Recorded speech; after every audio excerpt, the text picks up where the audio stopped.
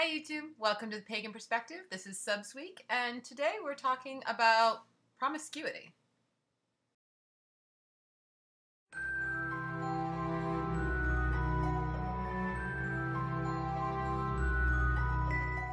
Hi YouTube, this is Megan with Pagan Perspective. This is Subs Week, and today's topic is interesting. We're talking about sex. Yeah. So the question is, how do you handle it if people come up to you and just because you're pagan, they think that you're promiscuous? By the tone of the question, being promiscuous is being implied as a negative thing. And for quite a lot of people, being promiscuous, it has a stigma with it. It says it's something negative, and we have a lot of this idea in our society that, particularly women in general, if they have multiple partners, if they have multiple gendered partners especially, then they are looked at as being more promiscuous. And that's looked at in a negative light. It somehow means that they are less worthy or have some sort of less value than other people, which, let's just say, I don't agree with. But this is what's going on. And I thought it was really interesting that we got this topic. I was really excited because, as I've mentioned before in some of my videos, if you watch my personal channel, and I think my introduction video as well to the Pagan Perspective, I talked about how I am a therapist, and for one of my classes, I actually did a presentation on pagan sexuality. So I made a Prezi presentation on it, and I'm actually going to put the link to it below. It was an oral presentation, and so some of the slides on it are just keywords for me to then give my presentation and talk about. So only some slides give you information, whereas other slides are just keywords and keynoted things. But I'm going to try and touch on a few of them in this video.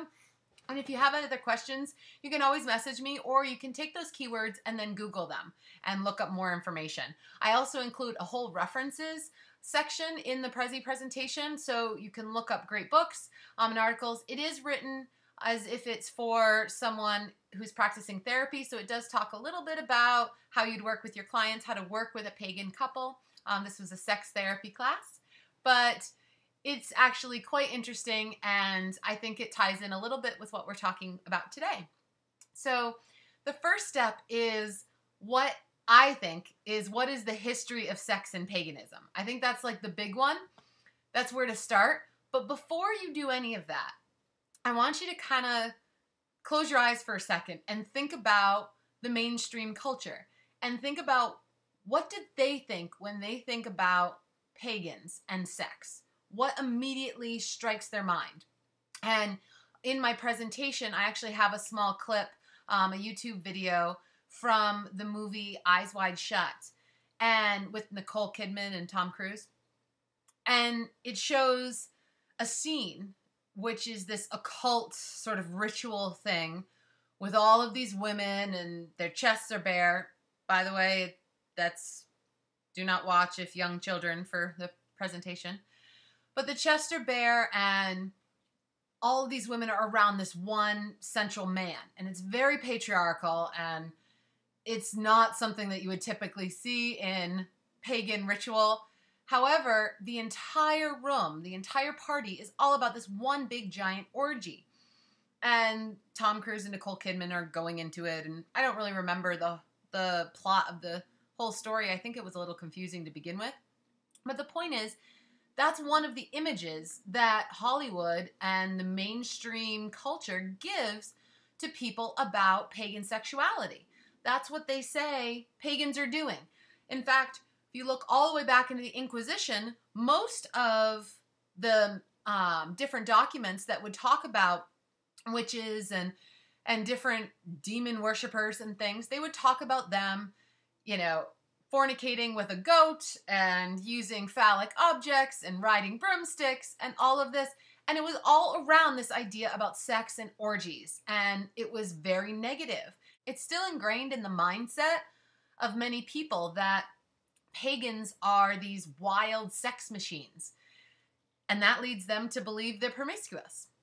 And then on the other side, you have a lot of the New Age religions, a lot of the different types of pagan religions going out there, the different traditions coming about strongly in the 60s. And the 60s was a big sexual revolution. Free love, the idea that you share love with everybody and your body is open, it's this temple and you worship at its door and it's wonderful. However, it also kept up that stereotype that pagans are promiscuous. And so occasionally I run into this when people ask me about it.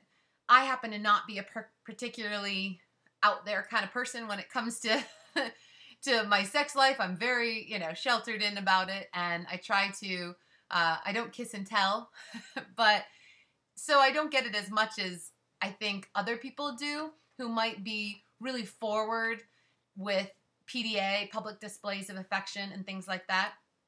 I am very touchy-feely with friends at pagan prides and things. I'm always giving people hugs and, holding on to somebody because there's a community involved in the pagan world. And it's a friendship that kind of transcends all other friendships in your life because you share that common bond. And it's really important.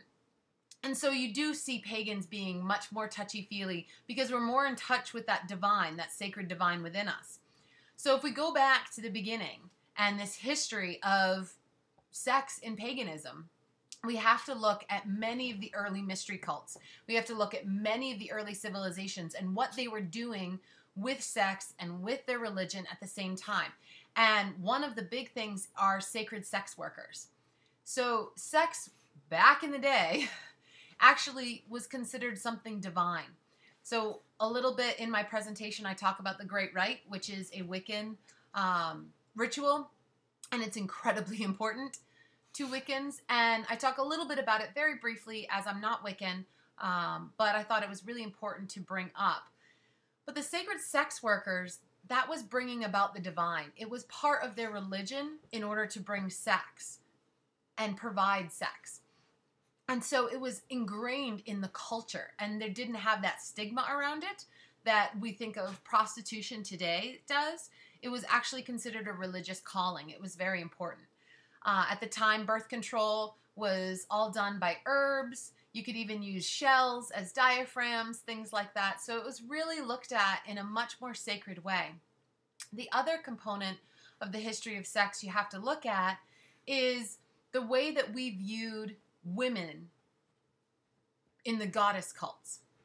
So before we're talking about, the rise of Christianity, well before that, when we're talking about ancient Egyptians, Minoans, Etruscans, all the way back, even to hunter-gatherer, goddess cults, goddess worshippers, they're looking at the ground as being fertile. The idea is that we are going to impregnate ourselves with the energy of the earth and then give birth. It's just an amazing thing. And so sex becomes something integral into the mindset of the pagan because it's all around them. That joining, that union of the god and the goddess to create life is essential to the belief system. And so it becomes something more than just this sex act, this two people coming together and being intimate. It transcends. It becomes magic and it becomes divine. So the next concept that a lot of people have around paganism is this idea that pagans run around naked all the time. Naked, naked, naked. So, all right, let's go over this here. And I kind of make a little joke about it in, where are the dancing naked ladies, right? Well, for starters, yes, there are some pagans who practice naked. We call it skyclad. It's the process of being naked, shedding all of the material goods so you can be closer to the divine, be closer to the goddess, be closer to the god. It's important. However, it is not a necessary thing. I can tell you there are plenty of pagans who would not be caught dead going skyclad in front of a bunch of people out in the middle of the woods. I know I'm one of them. Mainly because I live in New England. It's cold. It's very cold. Me, I like the cloaks, lots of, layers, warm clothes. It works for me. But it's really important that we acknowledge that there are pagans who use skyclad as an integral part of their ritual. And it is not something that's done in a pornography or promiscuous, eliciting some sort of arousal from those around them way. It is done as a communion with the divine, with the god and the goddess, and it's integral into the religion. So this is not something that is done to get a rise out of people. One of the other important topics I think that's really valuable to understand about pagan sexuality and sex in the pagan community is that sex and the whole act of that union is considered beautiful. Sex is beautiful. It's divine. It's magic. It's special. And this is in real contrast to many Abrahamic faiths that have a view of sex as being something that's dirty or sinful, or that can only be done in a very specific way. For example, many evangelical Christians believe sex can only happen after a man and a woman are wed in holy matrimony. And then it becomes a holy act between the two of them for procreation purposes. Then it becomes a loving act between the husband and the wife. Unfortunately, many Christians, evangelical Christians in particular, have a really hard time with LGBTQ community. So being gay is one of those things that if you then have gay relations, it's all of a sudden now a sin and it's wrong, even though it can be a wonderful, loving couple who have devoted their life together. Or it could be, two people out wanting to have a good time and just enjoying their life and enjoying each other and enjoying the way their bodies move and making magic. And I think that's something that I love about the pagan community is that we don't stigmatize sex. We don't take it to this place that it becomes a negative. We embrace the magic, the divine, the beautiful about it. And we teach that to the next generation. And one of the ways that we teach it to the next generation is through coming of age rituals.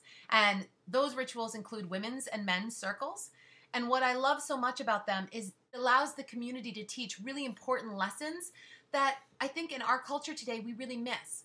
There really isn't any way for a young girl or a young boy to learn about puberty and to ask questions about sex and to learn about their bodies other than maybe a sex ed class. And even then, in some parts of the country, they're not getting sex ed classes.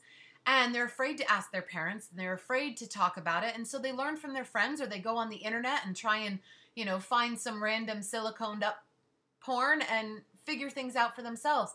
But they don't have somebody older and wiser explaining things to them, telling them what's happening to their body, that it's okay, that this is natural and this is part of the life cycle and you are becoming a young adult and you are becoming a woman, becoming a man, and it is so beautiful and important. And I think that these coming of age rituals where you can speak with the elders of your group, and even if it's just your parents or if it's a larger community, it's such a wonderful component that I think the pagan community does so well with, and I really cherish it. And I highly recommend getting involved in your local pagan community, especially if you have children.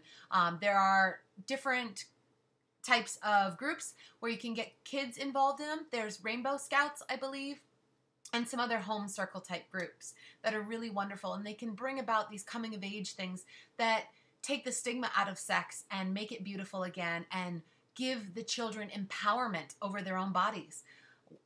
Girls especially, you get your period and it's not best gift in the world you think of when you first get it. It can be a little scary. You're now bleeding where you weren't bleeding before, and you might have cramps, and you get the munchies and kind of bitchy, and that's not always very fun. But if you talk about it in a way that now this is the natural cycle, just like Mother Earth now can give birth after a long winter and then she becomes fertile again in the spring, if you talk about it in that way, it can empower that young woman and can really cement her with a positive view of her own sexuality later on in life, which I just think it's wonderful. So the other thing that I think is really important to touch on here is breaking down stereotypes. So many times in the pagan community, we have a lot of subcultures. So besides just queer pagans, LGBTQA, which the broader term queer pagan, We also have the BDSM community, the polyamory community. We have many of the other subcultures within our community because they feel safe and they're accepted and sex is okay. And as long as it's consenting adults and as long as people are communicating and we're talking about it, and it becomes something wonderful then, instead of this stigmatized, hush-hush, gossipy, or even sinful behavior. So I really encourage you to kind of seek that out. And as far as people thinking I'm promiscuous or have I run into that, if that ever happens, if I ever hear people say, well, do you run around naked? Or, so that means you have to have sex with everybody, right? When you go to a ritual. So when I hear that, I take it as an opportunity to teach and to explain. And it's funny when you go into teacher mode and you kind of put on that hat and you're like, well, actually, this and this and this. People kind of go, oh, I shouldn't have asked. And some of them go, that's interesting. And then they go, wow, I was so wrong. Okay, got it. I will not go there anymore. Clearly I was wrong. You're not promiscuous. This is a really serious topic in a big world and I'm going to back away now. And sometimes they get really interested and then we talk for hours and hours. So it can go either way. But I think that this topic is one of those things that you could talk about all day because it's really essential to who pagans are in essence, that idea of magic and sex and the divine and fertility, all of that. It's giving life. It's what life is about. And it's just magical and wonderful. And I'm really excited to be able to share it with you guys. So hopefully you'll be able to check out the little presentation. Like I said, not all of the bullet points there's not a lot of writing on some of the bullet points. I tried to address most of them here in this video, but there are a couple of videos that I included there and a few different quotes from great people, but it also has a great reference list. So if you're looking for extra information about pagan sexuality, definitely check out those books and those articles. So I think that you'll really enjoy it. And I look forward to seeing you guys again on the Pagan Perspective. And as always, guys, blessed be.